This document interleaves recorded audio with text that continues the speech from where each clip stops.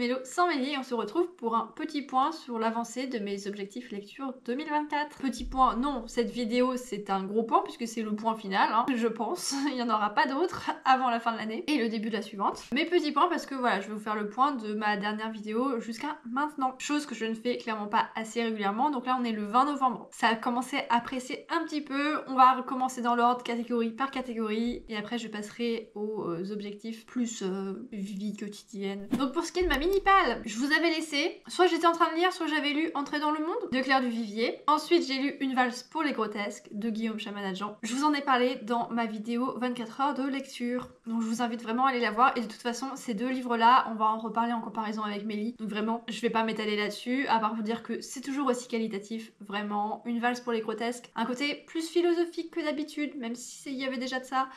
Toujours un côté très poétique, on navigue dans des ruelles d'une ville, etc. avec une histoire qui flirte entre le réel et l'imaginaire. C'est toujours aussi chouette. Je pense que j'ai préféré Capitale du Sud pour son côté très culinaire, très chaleureux. Mais voilà, tout aussi bon. Ensuite, j'avais enchaîné avec Lune froide sur Babylone de McDowell, celui qui a écrit Cathy, celui qui a écrit Les Aiguilles d'Or, celui qui a écrit la saga familiale Blackwater. Mon préféré reste, je pense, et restera probablement Cathy. Mais j'ai énormément aimé cette lecture, j'ai énormément aimé le moment que j'ai passé. Je l'ai lu aux alentours d'Halloween, ça s'y prêtait extrêmement bien. C'est peut-être un petit peu plus gore que d'habitude. C'est clairement plus effrayant que Blackwater. Blackwater, quand je l'avais lu, j'avais entendu par-ci par-là que voilà, c'était un petit peu effrayant et tout ça. Et j'avais pas trouvé. Après, c'est très difficile pour moi d'être effrayée, d'avoir peur en livre. Déjà parce que je me représente très peu les choses visuellement, ça n'aide pas. La lecture fournit une certaine forme de détachement, même s'il m'arrive d'être plus ou moins bien prise dans l'histoire et de bien rentrer dedans. Bon après je ne suis pas très effrayable en film non plus. Mais voilà, celui-ci je l'ai trouvé un petit peu plus spooky, un petit peu moins dénonciateur, même clairement moins dénonciateur que Les Aiguilles d'Or. Mais voilà, toujours aussi bon, toujours aussi bien écrit. Il y a un léger côté jubilatoire, même si les drames s'enchaînent. Et il y a toujours cette juxtaposition de familles pauvres, ou en tout cas qui travaillent pour vivre, et familles riches, plutôt aisées on va dire, par rapport au lieu dans lequel l'action se situe. On n'est pas non plus sur le même niveau de richesse que par exemple la famille dans Les Aiguilles d'Or. Et voilà, il y a toujours cette lutte de pouvoir qui est très intéressant du point de vue étude de l'être humain. Et voilà, là c'est un peu moins poussé, là on est vraiment plus centré sur le côté effrayant, le côté gore. Et là actuellement je suis en train de lire Imago, donc le 3e tome de la saga Xenogenesis de Octavia Butler. Pour l'instant je suis un petit peu déçue en fait parce que dans le tome 2 je pensais qu'on allait aller sur une autre planète dans le tome 3. J'espérais qu'on allait suivre le même personnage que le tome 2, sachant que dans le tome 2 j'espérais qu'on suive le même personnage que le tome 1 et ce n'a pas été le cas et c'était toujours pas le cas.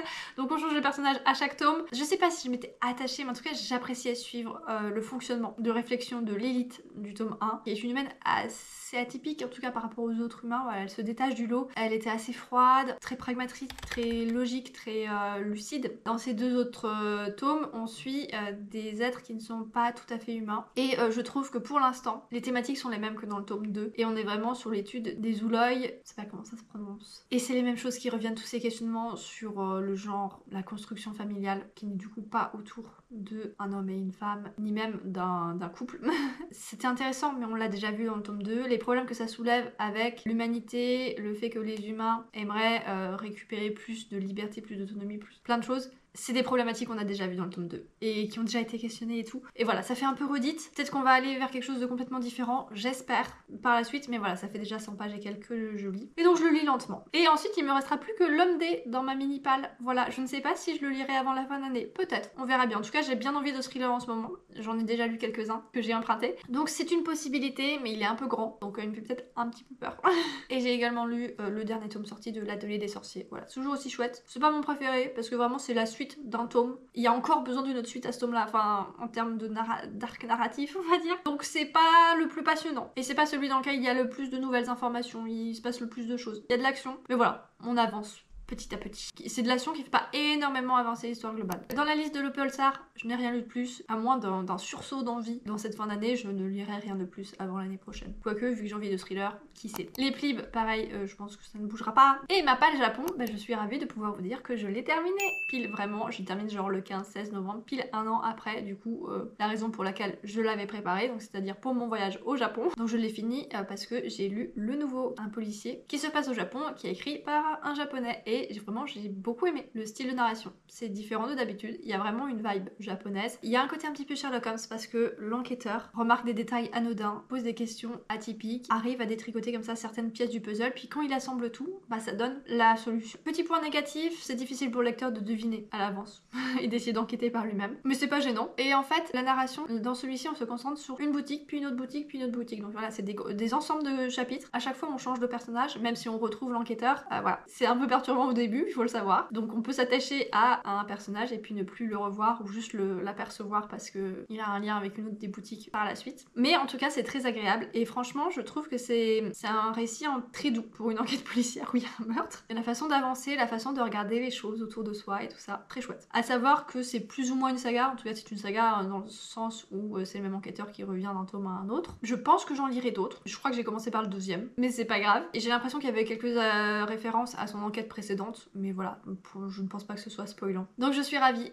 Dans cette liste, il y a quand même quelques belles découvertes. Pas de coup de cœur, mais des chouettes découvertes. Donc il y a le nouveau, L'ours et le rossignol. Je crois que pour le coup c'était un coup de cœur, mais la suite pas du tout. L'héritage de l'Ispora est une bonne surprise. Chronique de l'érable et du cerisier, une déception. Apicratie, plutôt déception aussi. Et Métallia entre les mondes, c'était ok. Ensuite, dans mes empruntables, bon bah là il y en a pas mal. Le tome 1 des livres de la Terre fracturée, que j'ai fait en lecture commune. Et également le tome 2. Très bonne découverte, vraiment très bonne saga, narration. Enfin, vraiment, l'autrice est extrêmement douée. C'est perturbant, parce que par moments, elle s'adresse à nous, elle s'adresse au lecteur. Au début, je me suis dit, ça j'aime pas, je vais pas aimer. Et en fait, j'ai vraiment adhéré. Le tome 1, c'est vraiment du mystère sur du mystère sur du mystère. Mais il me semble vous en avoir déjà parlé. Oui, je vous en ai parlé dans les 24 heures de lecture. Donc je vous en prie, allez la voir si ça vous intéresse. Parce que sinon cette vidéo va durer beaucoup trop longtemps. Et il me semble que j'ai aussi parlé du tome 2. Mais je ne suis pas sûre. Bref, dans le tome 2, on a enfin des réponses sur tous ces mystères. Mais pas complètement. On reste un petit peu dans le flou pour certaines choses. J'ai très hâte de lire le tome 3. Peut-être que c'était un petit peu plus dynamique que pour le tome 1. Le tome 1, on aurait peut-être pu trouver certains passages un petit peu lents, un petit peu lassants par moment. Du mystère sur du mystère, trop de mystère, ça tue le mystère. Mais voilà, pour tout ce qui est de la diversité des personnages, elle allait très loin dans la création de son univers, je trouve. Il y a des petites choses un petit peu impalpables quand même, mais concrètement, c'est un beau tour de force. Voilà, je vous en dirai plus quand j'aurai lu le tome 3. Ça ne saurait tarder. Peut-être qu'on le finira pour la fin de l'année, ou sinon, voilà, le tout début d'année. Ensuite, La Maison des Saints, donc le dernier tome des Les Profondeurs de Vénus. Pareil, je vous en ai parlé dans les 24 heures de lecture. Je suis contente d'avoir lu cette saga. Peut-être que je lirai d'autres de l'auteur. Et clairement, cette année, du coup, mon voyage dans le genre de la SF aura été vraiment très passionnant, très diversifié aussi. Ensuite, une BD, c'est la même illustratrice que Le Jardin. C'était beaucoup plus jeunesse. C'était sympa, hein, mais pas à acheter, parce que le contenu est vraiment... Ça fait 60 pages. C'est très court. Et le contenu est mignon, et c'est très bien pour les enfants sur la différence, l'acceptation de la différence, au sens très large. Mais voilà, c'est trop simple pour des adultes. Il s'agit de Les Fleurs de Grand Frère. Ensuite, Magie et Sentiments de Ariel Holz. J'avais envie de retrouver la plume de Holz en cette période halloweenesque. Et franchement, c'était vraiment pas mal. C'est classé romantasy, mais pour moi, c'est juste de la fantasy avec une romance. La romance ne prend pas le pas sur l'histoire, je trouve. C'était très mignon. Il y a le côté un petit peu mordant et piquant de Holz dans ses personnages, notamment. J'ai vraiment beaucoup aimé l'univers, le style époque victorienne. Les passages qui se passent à Londres, les passages qui se passent sur la Lune. C'est une imagination d'univers qui m'a parlé. Je préfère toujours les Sœurs Carmine, mais c'était très divertissant et ça a rempli son office. Et j'ai vraiment apprécié retrouver la patte de l'auteur. Donc voilà, ensuite nous avons le tome 2 des livres de la Terre fracturée. Ensuite, alors là c'est pas vraiment une liste, je sais pas, je le mets comme ça parce que c'est mes envies du moment. Je me suis fait une petite pioche à lire pour la période automne-hiver 2024-2025 pour l'hiver, la fin de l'hiver en tout cas. Et parmi ces livres, j'en ai déjà lu pas mal en fait. J'avais mis le nouveau, j'ai mis Imago que je vais bientôt finir, le tome 2 des livres de la Terre fracturée, Magie et Sentiments. Ça c'était dans mes peut-être, voilà. Et on peut y retrouver L'Homme D également dans mes peut-être et Inheritance Game le tome 3 parce que ça se lit facile et je me dis que pour la période de Noël, ça sera peut-être pas mal en fait. Quelque chose qui se lit très facilement, qui reste divertissant avec un petit fond d'enquête. Pourquoi pas, même si c'est pas non plus la lecture de l'année. Girlfriend on Mars qui me fait extrêmement envie depuis que Lucie en lit en a parlé. Sauvage que je lis parce que Mélie me l'a fortement recommandé. Et comme ça se passe dans le froid et tout en hiver, je me dis je vais le lire en hiver parce que quitte à avoir froid, autant avoir froid pour des vraies raisons. J'ai pas envie d'avoir froid en été quoi. Et La Femme de ménage que je lis parce que il est un petit peu hype en ce moment. J'y suis allée en me doutant que ça serait probablement pas la lecture de l'année non plus. Et en effet, franchement, la narration, alors peut-être que c'est la traduction, peut-être que c'est le fait que j'ai écouté et pas lu, ça m'a créé une impression extrêmement cheap, très mauvaise série qu'on regarde parce que c'est divertissant, parce qu'il y a le côté croustillant un petit peu des ragots, de l'intimité d'une famille assez aisé, qui est décortiqué. Le côté mystère et tout. C'est un thriller, hein, plus ou moins. Mais vraiment la narration très cheap. Vocabulaire pas recherché, dialogue...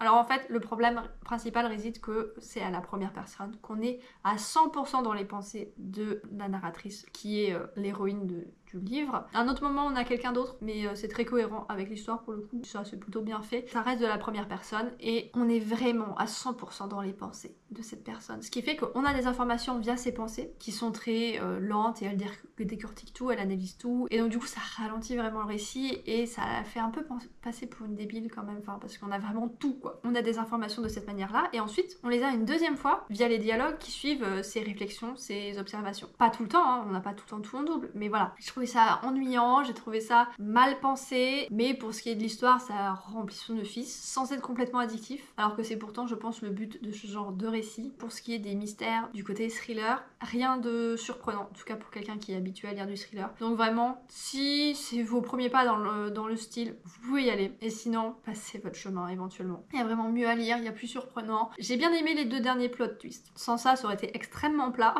Pour autant, je n'ai pas été surprise non plus. Il y a un deuxième et un troisième. Le deuxième, pour moi, ça a l'air d'être une redite du premier. Vraiment, je vois pas trop l'intérêt. Le troisième, ça a un peu l'air d'être à la Desperate Housewives. En vrai, je me laisserais presque tenter. Mais voilà, je vais quand même tenter de lire un autre de cette autrice, peut-être avec la psy, si je le trouve en audio. Parce que pourquoi pas, ça me fera pas perdre de temps dans tous les cas. Et quand je vois qu'elle en a écrit 26, ça me fait peur. Pour ce qui est de mes badges, du coup, vous aurez compris, j'ai avancé dans les badges finir des séries et des sagas. Du coup, je suis à 11 pour les sagas littéraires, à 10 pour les sagas séries. Ça, vous pouvez pas le savoir vu que je vous en ai pas encore parlé. J'ai fini du coup 3 listes complètement. Et j'ai enfin fini de rénover une des chambres. Ça commençait à devenir vraiment pesant. Et là c'est chouette, je peux enfin récupérer les pièces dans lesquelles j'avais stocké les éléments de cette chambre. Il reste encore un placard à faire entièrement, mais on va y aller doucement. Et du coup, bah voilà, la dernière chambre sera faite l'année prochaine. C'est mieux de travailler quand il ne fait pas trop froid, quand on doit enlever un radiateur de la pièce. Et puis ça permettra de faire une petite pause parce que là ça devenait vraiment pénible. Et puis en plus, enfin, on a eu plein de problèmes. Impossible de mettre les bons joints de dilatation. On a dû mettre moins, ça me fait peur, ça me fait stresser, parce que sinon les plaintes ne recouvraient pas la fin du parquet. Bref, vraiment insupportable, mais ça reste toujours mieux fait par nous que par des artisans qu'on aurait payé. D'ailleurs, on a eu d'autres déboires avec d'autres artisans encore. Et pour le reste, bah c'est tout. Ah si, je peux vous dire quand même que pour ce qui est du sport et de l'alimentation, c'est toujours en bonne voie. Vraiment, ça ne pourrait être mieux. Par contre, j'ai toujours pas mes écarts. Si ça se trouve, je vais même avoir les écarts que je pensais avoir mon dernier en premier. On ne sait jamais. Genre le pancake split et puis le facial. On verra bien. J'ai l'impression de pas progresser en fait. Je me sens plus à l'aise dans ma souplesse, mais je n'ai pas l'impression que l'écart diminue.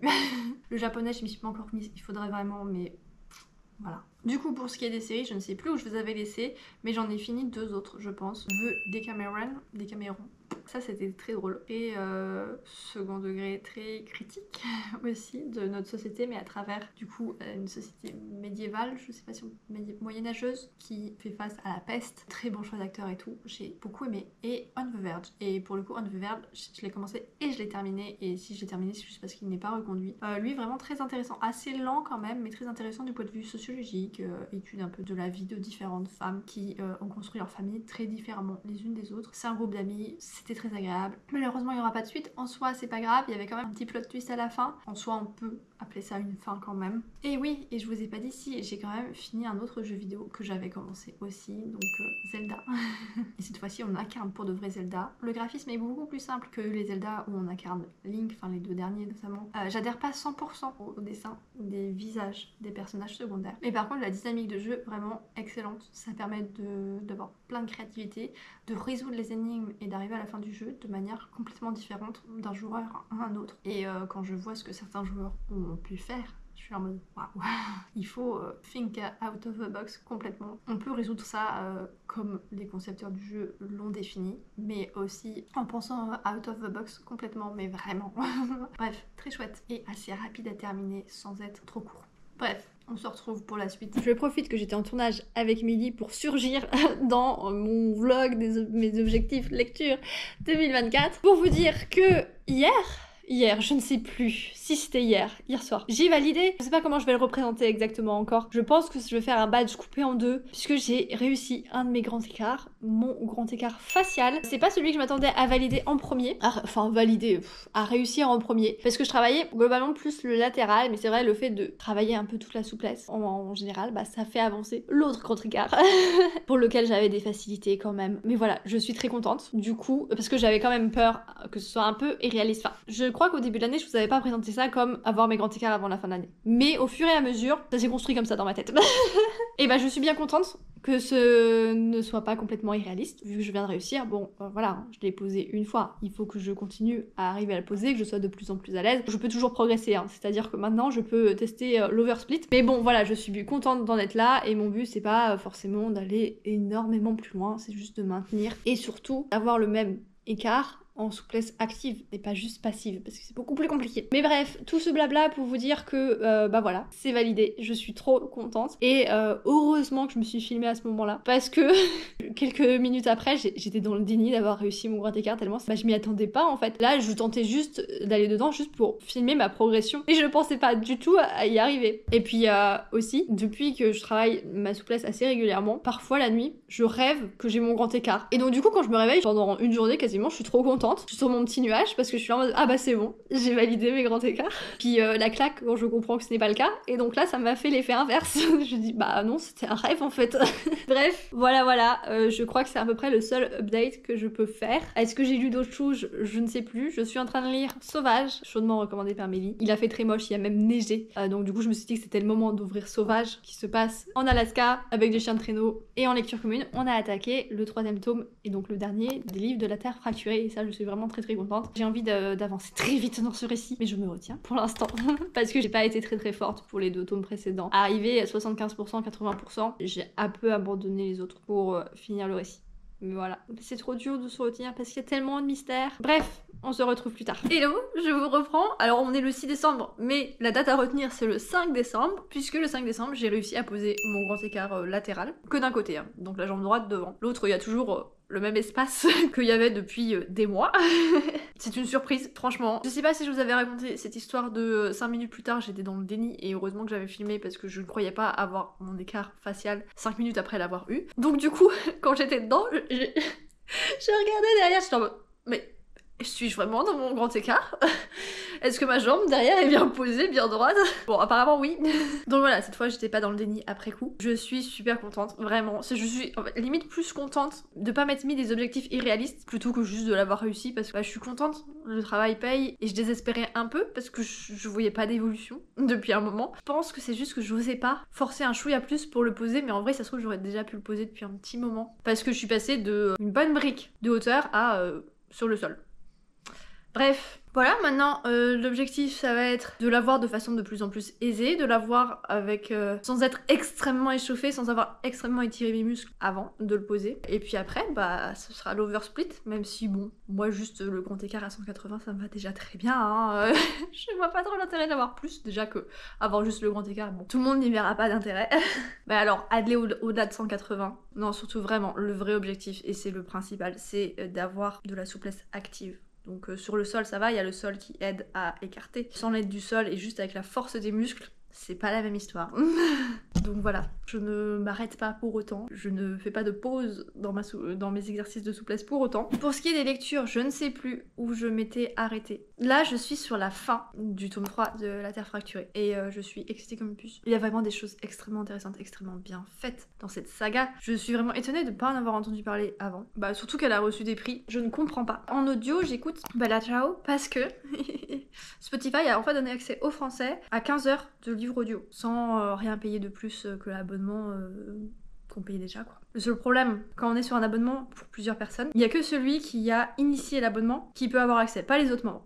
Sauf que c'était pas moi, évidemment. Donc il a fallu faire tout un bordel, se désinscrire, attendre la fin du mois, se réinscrire et tout ça. Et avant, bah du coup, je m'étais obligée de me déconnecter de mon compte et de me connecter avec l'autre. Voilà. Bella Ciao, c'est très sympa. Je suis contente de l'entendre en audio parce que je pense qu'en livre, ça serait peut-être un petit peu long. Mais c'est très intéressant. Voilà, cette espèce de point de vue de discussion entre un patient et sa psy. Le personnage est haut en couleur, c'est dynamique, c'est fun. Est-ce que c'est une grande lecture? Non, pas forcément. Est-ce que j'en retiendrai énormément de choses? pas forcément, mais je suis contente. Et pour ce qui est de mes autres objectifs, bah je me suis toujours pas remis au japonais.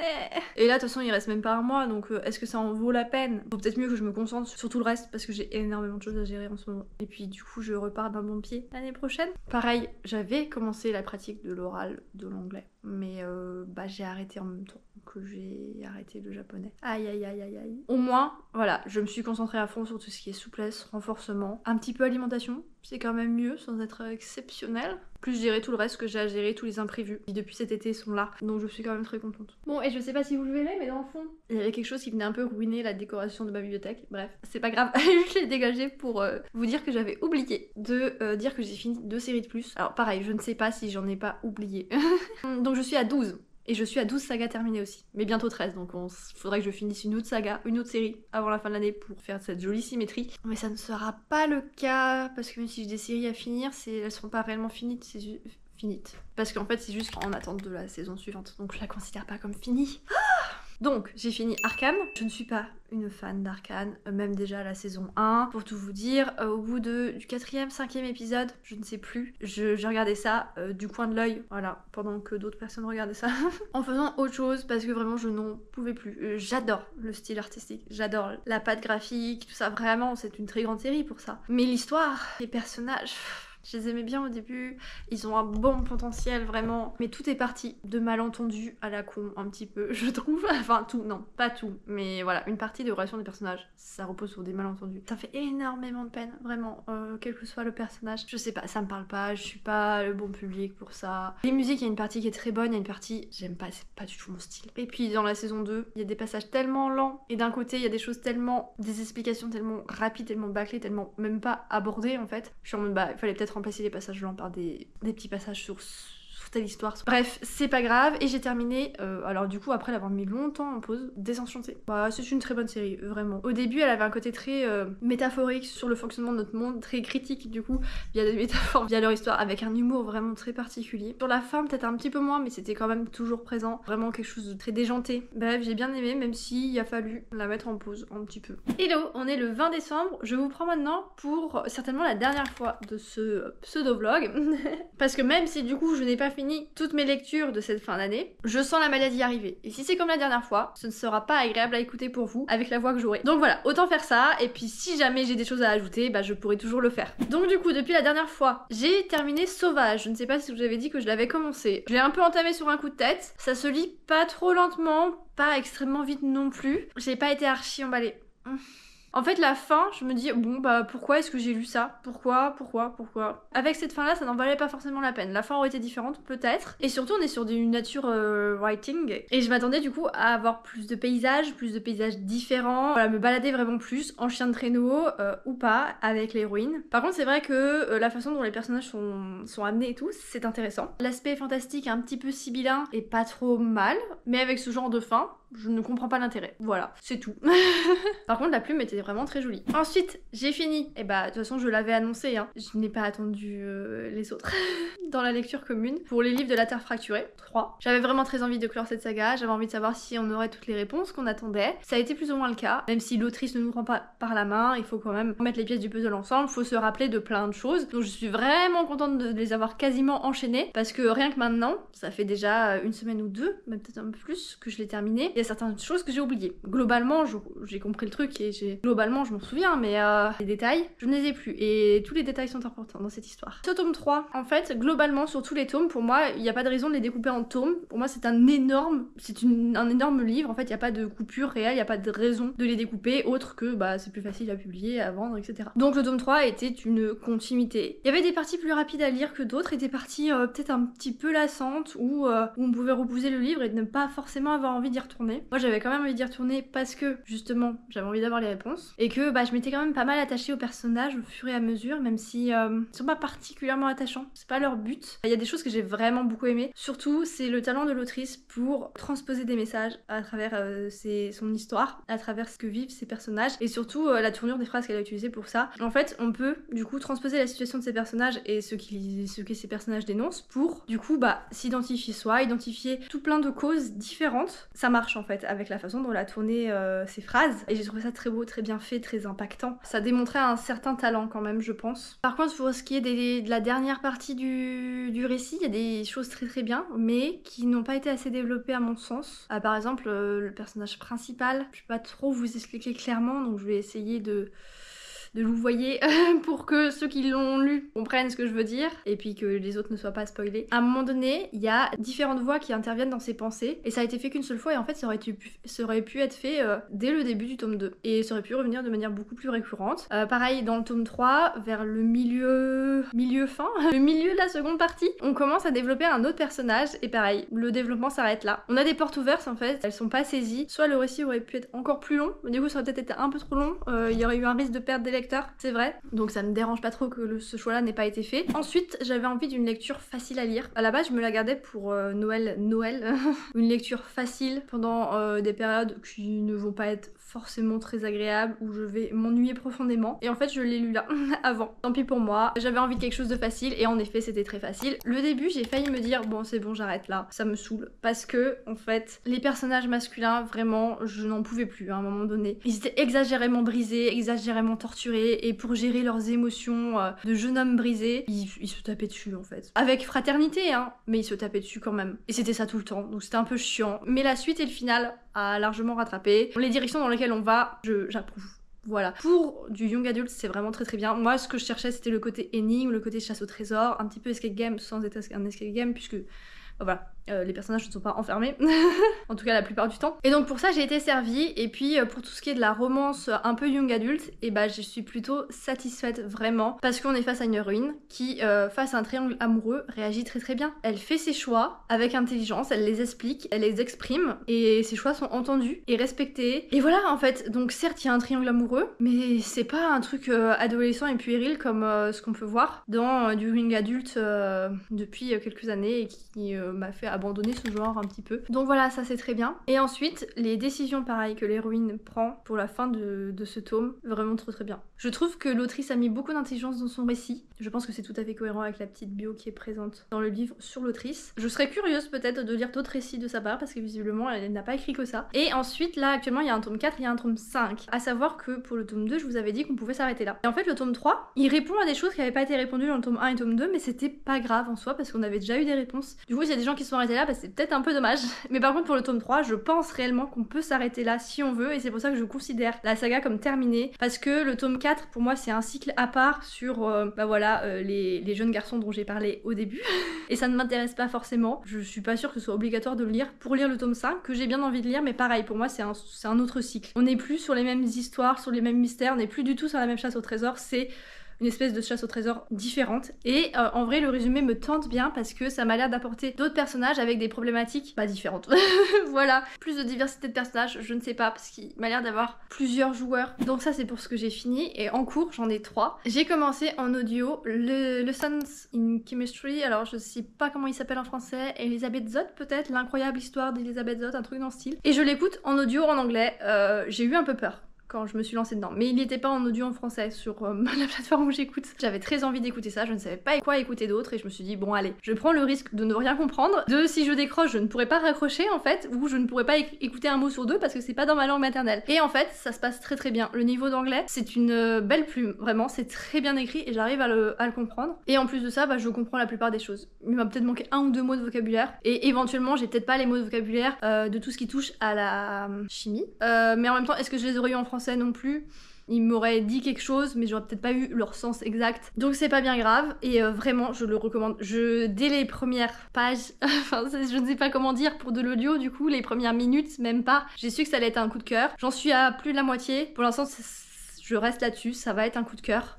Parce qu'on est face à une plume impertinente, drôle, en subtilité, et des personnages juste géniaux. Ça démonte les diktats du sexisme, avec une personnage féminine à une époque pas facile. Le moment de naissance des premiers personnages, c'est dans les 1929, il me semble, un truc comme ça. Le temps qu'elle soit adulte et tout, 1950 et quelques. Et après, du coup, on a aussi la suite de sa vie. Donc là, on est plus années 70. Non, même pas. même pas, on n'est pas encore dans les années 70, mais bref. Du coup, voilà, une brillante scientifique face au sexisme, face aux problématiques d'une vie humaine, tout simplement. Elle y répond avec brio, avec tact, non pas forcément, pas tact du tout, mais en tout cas, elle ne se laisse pas faire, et c'est vraiment très, très chouette comme lecture. Et pour le coup, je ne peux que vous conseiller de le lire en anglais, pas forcément de l'écouter, hein, à vous de voir. L'écoute se passe très très bien, la voix est très bien. D'ailleurs, au début, je me suis fait une petite frayeur, parce qu'en fait, c'était resté sur mes paramètres précédents où j'écoute en x1,2 ou x1,5 du français du coup. Et là, quand je me suis mis à l'écouter, j'étais là, ah, bah je comprends pas tout. Mais voilà, c'était juste la vitesse qu'il fallait changer. Et la voix du coup de la lectrice est tout à fait ok en anglais. Elle ne perd pas son temps, comme peut le faire des fois des lectures audio. En parallèle de ça, en livre e-book, je lis Girlfriend en mars. Pour l'instant, j'en suis même pas à 20%, hein. Mais ça correspond bien à ce qu'on m'avait vanté. Voilà, donc c'est-à-dire quelque chose qui se lit assez facilement, tout en étant assez dense quand même, mais ça s'enchaîne plutôt bien. Les chapitres sont assez courts, on alterne entre un chapitre entre le personnage féminin et l'autre le personnage masculin. Et voilà, il y a toute une histoire autour d'une télé-réalité pour sélectionner 2 candidats, donc un homme et une femme, qui vont être envoyés sur Mars pour peupler Mars et puis terraformer Mars, etc. Donc voilà, la thématique SF m'intéresse. Et puis la thématique un peu télé-réalité, comme ça me fait vaguement penser à Phobos, mais tout en étant adulte et probablement plus critique de la société. Ça critique la société sans la critiquer. La plume a un ton acerbe et dénonciateur, tout simplement, je pense. Beaucoup de sujets vont y passer. Je pense que ce sera très intéressant. Est-ce que ce sera un coup de cœur? Peut-être pas forcément, parce que les personnages, je suis pas archi fan d'eux pour l'instant, même si j'apprécie les suivre. Et donc, ma dernière lecture en cours, c'est celle-ci. À la base, je voulais juste faire celle-ci et un livre en audio. Et en fait, j'ai besoin de lire que 10-20 pages par 10-20 pages, pas plus, parce que c'est lourd, c'est pesant, ça me pèse beaucoup. En fait, ce qui m'intéressait dans ce livre, c'est que on est face à un psychiatre qui s'ennuie et va décider de jouer sa vie au dé. Donc c'est-à-dire qu'en fonction du résultat d'un dé qu'il va lancer, il va se dire bah voilà, si ça fait 1, je fais ça, si ça fait 2, je fais ça, etc. etc. Et donc j'aimais vraiment beaucoup le plot et l'idée. Donc il y a ce côté hasard qui m'intriguait, jusqu'à où ça peut aller. Côté certainement thriller, parce que évidemment ça va pas rester tout gentil, tout plat. Et puis il y a le côté aussi psychiatre qui m'intéressait. Mais en fait c'est un psychiatre psychanalytique, donc on est sur toutes les théories de Freud et compagnie. C'est certainement pour dénoncer hein, le côté psychanalytique, le côté absurde, le côté dogme qui ne se remet pas en question, le côté on reporte tout sur la sexualité, sur le rapport aux parents, etc. Donc ouais, pour moi, pour l'instant ça a l'air d'être une critique, c'est vraiment pas pris au sérieux. Mais en attendant, ça reste très pesant parce que la sexualité est très présente et c'est pas une sexualité saine, il y a des violences, surtout envers des femmes. Pour l'instant c'est pas très utile. Enfin, en tout cas, une partie de ces violences-là n'était pas utile, vraiment. Et le personnage principal est détestable, hein. Et les autres aussi. Mais je pense que c'est plus une satire, en fait. Mais du coup, 500 pages et quelques d'une satire comme ça, très dense à lire et tout... bah j'ai besoin d'autres lectures à côté. Est-ce que je l'abandonnerai? Peut-être, je sais pas. Si ça devient vraiment très lourd. Ou sinon, je le lirai 10 pages par 10 pages et puis je me le traînerai pendant 6 mois quoi. Autant les 2 lectures que je n'ai pas terminées mais dont je viens de vous parler, je vous les recommande alors que je les ai pas terminées. Surtout Elisabeth Zott. Bah l'homme D... j'aurais peut-être plus envie de vous dire de ne pas le lire. Pourtant, hein, j'en ai lu des thrillers, j'en ai lu des atrocités. Hein. Mais là c'est vraiment presque trop pour moi. Ah, et vous avez dit que j'avais fini le dernier tome de Picsou. Bref, oui, je pense que j'ai dû vous le dire. Et donc, pour ce qui est de mes objectifs, plus vie quotidienne, autre chose que lecture, je pense que je vous ferai le résumé. Déjà, je vous ferai un résumé global qui reprend tout depuis le début de l'année, et avec du coup ces objectifs-là, ainsi que les badges que je suis censée me mettre à la toute fin de l'année. Je vous ferai ça dans ma vidéo bilan de l'année. Voilà, celle que je fais toute seule et pas celle qu'on fait à 2. Mais du coup, pour l'instant, je n'ai toujours pas repris le japonais. Même si l'envie est là, hein, vraiment, mais le temps n'y est pas. Et je viens de réaliser hier qu'on était le 19 et qu'en fait le 19 c'est quasiment la fin du mois. Pour moi, on était encore début décembre et encore, en vrai, j'ai pas vu novembre passer. Et décembre, bah voilà, quand décembre est arrivé, pour moi, on n'était pas en décembre. Donc évidemment, le 19 décembre, on n'est pas proche de la fin de l'année pour moi. Bref. Donc qui sait, peut-être que je vais pouvoir glaner 2 semaines de plus pour ces badges. Finalement, me revoici. Il était nécessaire, extrêmement nécessaire, que je revienne pour faire un point, notamment sur l'homme D. Parce que vraiment, c'est juste pas possible ce que j'ai lu. Je ne peux pas laisser passer ça, surtout après avoir lynché certaines lectures. Je crois que j'ai été beaucoup trop méchante avec certaines lectures. Et celle-ci, je pense vraiment, je suis pas sûre de faire pire lecture dans ma vie.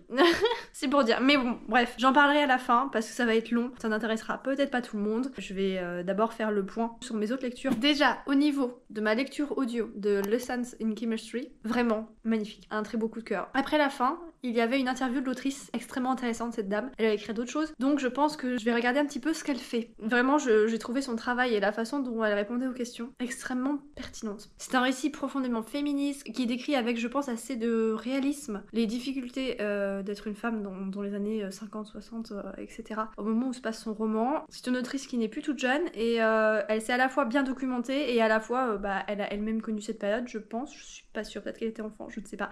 Oui, bon, elle était enfant à cette période-là, voire même pas tout à fait née. Mais elle a créé une fresque de personnages extrêmement intéressants, extrêmement pertinents, extrêmement touchants. Il y a de l'humour dans son récit, mais il y a aussi beaucoup de drame et ça s'écoute tout seul en fait. Vraiment, je ne peux que vous le recommander. À la fois, ça fait passer un bon moment, à la fois, ça peut faire pleurer pour tout ce qui est du féminisme. Bon, évidemment, pour moi, c'est des choses qui sont évidente. Bien sûr que ça ne devrait pas être comme ça, mais voilà, ça l'a été. Ça l'est encore en partie pour certaines choses. Il y a encore beaucoup de chemin et voilà, ça ne fait pas de mal, un livre de plus sur ce sujet-là. En plus de ça, avec énormément d'intelligence, ça ne se refuse pas. Ensuite, je vous avais parlé de Girlfriend on Mars. Alors, oui, je vois le potentiel du récit, mais la fin vraiment m'a déçue et tellement que là, je n'en retiens pas grand-chose en fait, alors que je suis à quelques jours, quelques semaines de ma lecture. Les personnages souffrent énormément, sont perdus, mais je les comprends vraiment. Et ça, plus la fin, ça fait que personnellement, je trouve que ça manque d'espoir. Ça me laisse un goût amer, même si, bien évidemment, il y avait beaucoup de choses intéressantes, ça brassait énormément de sujets. Sinon, une lecture qui venait d'arriver dans ma palle, il s'agit de Dor et Dorier, la version BD, magnifique, vraiment. J'adore les dessins, j'adore ce qui est dit sans mots, laissé à l'interprétation du lecteur. Ça illustre assez bien le récit. J'ai adoré retourner dans cet univers. Par contre, je pense que sans avoir lu le livre, on va manquer de clés, manquer d'indices, manquer d'explications. Après le livre, vraiment, c'est une très belle lecture et je n'en doutais pas quand je l'ai acheté et puis quand je l'ai ouvert. Et j'ai aussi lu le très petit, très rapide, enfin très rapide pas tellement parce qu'il faut s'accrocher. Pas dans le sens où c'est difficile à lire, mais dans le sens où il faut être extrêmement concentré parce que c'est très subtil, c'est très sibyllin. Donc du coup, Le Serpent, le tome 1 de La Maison des Jeux, qui me faisait envie depuis très longtemps, de Claire North, publié chez Le Bélial. C'est une trilogie, mais voilà, ça fait 150 pages chacun. Qu'est-ce que j'en ai pensé? Je ne sais pas. J'ai bien aimé, hein. Vraiment, c'est très intelligent. Je n'ai peut-être pas tout saisi, c'est plus des insinuations. L'autrice ne nous prend clairement pas par la main. C'est très intéressant, c'est très original, très atypique. Dans celui-ci, on se trouve à Venise, dans les années 1610. C'est une balade plutôt intéressante. Tout va s'articuler autour d'un jeu qui prend place dans la vie, dans le monde, dans la ville du coup de Venise. C'est très intrigue politique. Chacun des autres tomes se passe dans une autre région, dans une autre temporalité. Je suis vraiment très intriguée de savoir comment tous ces tomes vont s'assembler. Mais je le recommanderais pas forcément à tout le monde non plus. Et donc du coup, avec ma lecture de L'Homme Dé sur lequel je vais revenir, eh bien je commence 2025 avec une palle vide et c'est une très bonne chose. Et sinon pour ce qui est de mes autres objectifs, de mes badges hors lecture, je crois que ça n'a pas avancé. Mais c'est pas bien grave, j'ai eu un Noël extrêmement chill pour une fois et ça annonce peut-être de futurs Noëls extrêmement chill où je ne me fais pas remettre en question sur mes choix de vie, où je ne me fais pas harceler pour faire des enfants, où je ne me fais pas questionner, pointer du doigt sur mes goûts alimentaires qui ne correspondent pas du tout à ceux qui se mangent culturellement à Noël d'habitude. Cette période-là, ça a été principalement des jeux de société. Le jour de Noël, j'ai regardé un film d'Halloween. On n'est pas sur une réconciliation avec cette période, mais ça progresse. Et du coup, ça va donner des idées pour mes objectifs de l'année suivante, surtout au niveau jeux de société. Mais ça, ce sera dans une autre vidéo. Bon, du coup, pour revenir sur l'un des... Je vous montre là, mais vraiment pas très longtemps, parce qu'il ne le mérite clairement pas. C'est un des seuls livres que je peux balancer à la poubelle, vraiment. Je n'ai même pas envie de le vendre pour essayer de récupérer un petit peu de l'argent que j'ai perdu. 23 € quand même sur cette grosse brique. Par quoi commencer? Déjà, j'ai lu la moitié à 100%. Pas de diagonale ni rien. Déjà arrivé à 200 pages, ça commençait à devenir très lourd, très pesant. Pourtant, je ne suis pas effrayable, je ne suis pas facilement dégoûtable. Franchement, j'ai lu des trucs atroces, j'ai lu des trucs crades, j'ai lu des thrillers, enfin, je ne suis pas particulièrement sensible, mais vraiment, ce livre me pose questions et problèmes pour pas mal de choses. Arrivé à 200 pages, je me suis dit, je vais reprendre le principe du livre. Donc, c'est-à-dire qu'un personnage s'ennuie et se dit bah tiens je vais jouer ma vie au dé. Donc c'est à dire que je vais noter sur une feuille de papier 6 possibilités, 6 choix, je lance un dé et puis du coup je suis obligée de faire ce que le dé me dit de faire. Il se trouve que ce personnage est un psychiatre aussi, ce qui ajoutait un côté intéressant sur le résumé pour moi en tout cas, qui au final s'est réservé particulièrement déceptif vu que c'est un psychiatre d'orientation psychanalytique. Alors certes c'est probablement plus tourné en satire, mais encore je ne suis pas bien sûre. Peut-être que c'est très premier degré, je ne sais pas. Donc, arrivé à 200 pages, je me suis dit, allez, je lance un dé. Parmi les 6 choix, il n'y en avait qu'un seul où je continuais à ma lecture. Un où je le lisais en diagonale et tous les autres c'était j'abandonne avec des variantes de torture à réaliser sur le livre.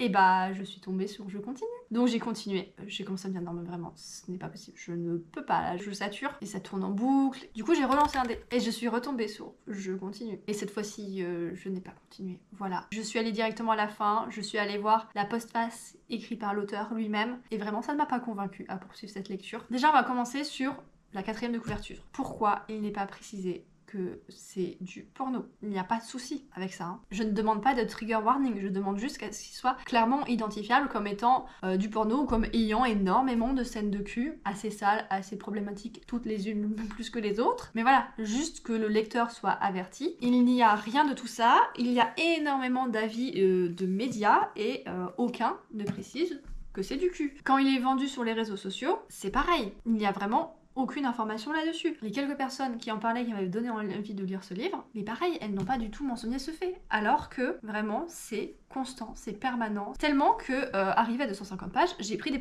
pages au hasard pour, voilà, lire un petit peu en diagonale ces pages-là. Et à chaque fois, c'était du cul. À chaque fois. Sur 250 pages restantes. Bref, voilà, première source d'interrogation pour moi, surtout au vu de la maison d'édition, à qui je faisais une confiance presque aveugle et que je recommandais énormément. Bon, du coup, c'est pas plus mal qu'il ne me plaide pas, puisque ce livre est aussi grand que l'ego du personnage et probablement de son auteur. Un petit côté un petit peu mégalo, il est beaucoup plus grand que tous les autres Aux Forges de Vulcain que j'ai dans ma bibliothèque. Et donc du coup, il aurait fait tâche. Mais bref, en soi, qu'il y ait du cul, qu'il y ait du porno, c'est pas gênant, si. Déjà, le concept de dé est extrêmement intéressant. Vraiment, c'était une très bonne idée, mais vraiment très mal exploitée. Et pour moi, tout était prétexte à scène de cul. Et ces scènes n'ouvraient absolument pas à une quelconque réflexion, alors que dans tous les avis positifs autour de ce récit, ça crie au génie. Pareil, de toute façon, même le personnage et donc du coup l'auteur crie au génie à chaque page. On lit que ça invite à la réflexion sur la liberté, que c'est une satire politique. Alors satire, oui, peut-être, c'est possible, peut-être même aussi satire religieuse, éventuellement satire de la psychanalyse. C'est très difficile de savoir exactement le positionnement de l'auteur sur toutes ces questions. Par contre, quand on s'est dit que c'est une ode à la liberté, je ne suis pas d'accord et je trouve ça extrêmement gênant et je trouve ça extrêmement grave. Quand les médias en 4e de couverture disent que c'est un chef-d'œuvre, que c'est un des 100 plus grands livres du XXe siècle, que c'est un récit culte, je ne suis pas d'accord. De la même manière, quand c'est dit que c'est un récit subversif pour du coup excuser toutes les atrocités de ce récit et pour faire passer ça, je ne suis pas d'accord et je trouve ça très grave. Le mot subversif a vraiment très bon dos. Et de la même manière pour utiliser l'excuse que ça a été écrit dans les années 60-70. On peut aussi lire que c'est une interrogation originale et ludique sur le pouvoir du hasard, la liberté individuelle et la morale. Chose avec laquelle je ne suis toujours pas d'accord, puisque pour moi c'est plus une ode à la violence, au viol, surtout sur les femmes et sur les enfants. Au niveau de la morale, il n'y en a aucune. Pour moi, c'est un récit qui est déresponsabilisant et banalisant. Donc, il banalise les atrocités qui peuvent être commises sur les femmes et sur les enfants. Et ce concept de déresponsabilise complètement le personnage, alors qu'en fait, c'est lui qui écrit les 6 choix. Donc certes, c'est les dés qui décident ce qu'il fait, certes, c'est le hasard, mais en attendant, il est responsable des idées qu'il a eues, des possibilités qu'il s'est mises. Bref, j'ai du mal à en parler, j'ai du mal à adopter le bon ton, j'ai du mal à en parler aussi dynamiquement que je fais d'habitude pour des récits. J'ai du mal à définir dans quel ordre je dois exprimer mon mécontentement, mon questionnement en fait, parce que je ne comprends pas cette réédition. Je ne comprends pas en fait tous les avis dithyrambiques qui crient au génie. Et donc du coup, pour essayer un petit peu de comprendre, pour essayer de me dire, bon, pour trouver une raison de continuer ma lecture, j'ai parcouru les avis d'autres personnes. J'ai parcouru Babelio, j'ai parcouru des sites comme la Fnac, j'ai parcouru Instagram, j'ai cherché des articles sur des blogs, il y en a très peu, des avis sur Google, etc. Bref, j'en ai lu plusieurs dizaines. Ce qui en ressort, après je ne veux pas faire de généralité, et voilà, le panel reste assez restreint tout de même, mais voilà, ce sont mes interrogations suite à ce que je constate. Le lectorat qui a adoré et qui encense ce récit, c'est principalement des hommes. Le rare lectorat qui a trouvé ce livre abject, qui n'a pas compris cette omniprésence de cul, ce sont principalement des lectrices. Voilà. Ensuite, je suis également tombée sur des avis absolument ignobles. Par contre, pour le coup, ces avis-là ne cachaient pas que c'était un livre porno et que c'était essentiellement du cul. Au contraire, ils en étaient plutôt satisfaits, au point où des lecteurs ont pu trouver ce livre un petit peu grand, un petit peu lourd à tenir à une seule main, parce que la deuxième était occupée, je vous laisserai deviner à quoi. Ensuite, je suis aussi tombée sur des chroniques qui exprimaient que ce livre culte est une sorte de mot de passe pour initier. Alors, vu la violence, vu la banalisation, vu les viols, d'ailleurs en parlant de viol, il y a des pages parfois où on voit ce mot une bonne quinzaine de fois. Vraiment, je m'inquiète de ce mot de passe pour initier. On va supposer que ça parlait du concept de lancer des dés pour prendre des décisions, mais j'ai peur que ce ne soit pas ça.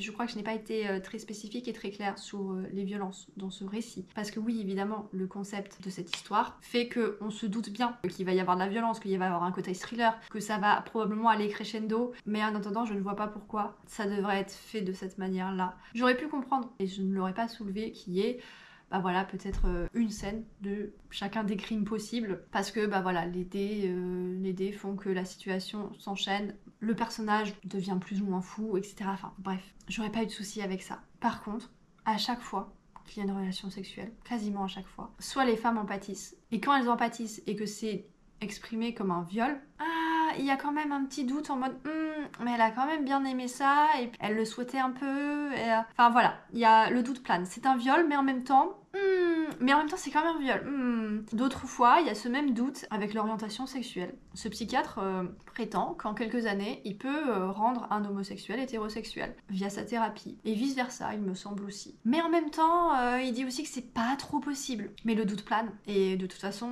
il dit les deux en appuyant davantage sur le fait que ce soit possible. Et pour ce qui est des viols, ce n'est pas qu'un passage, ce n'est pas qu'une scène. C'est vraiment très répétitif. Et puis quand il n'est pas question de viol et qu'il y a plus ou moins un consentement des deux côtés, je dis bien plus ou moins vraiment parce que rien n'est sûr, c'est du porno de mauvaise qualité, c'est du porno de fantasmes très masculins, toxiques, voire pédophiles. Il y a également de la violence sur des enfants, un petit peu moins souvent, mais il y en a, c'est complètement banalisé, c'est pas pénalisé en tout cas, c'est pas criminalisé, et comme je l'ai déjà dit, les personnages sont complètement déresponsabilisés, je trouve. Et pour ce qui est du coup du côté réflexion sur la liberté, satire politique, je lis dans les avis, si le but était réellement de pousser la question sur la liberté, qu'est-ce que la liberté, où elle s'arrête, etc.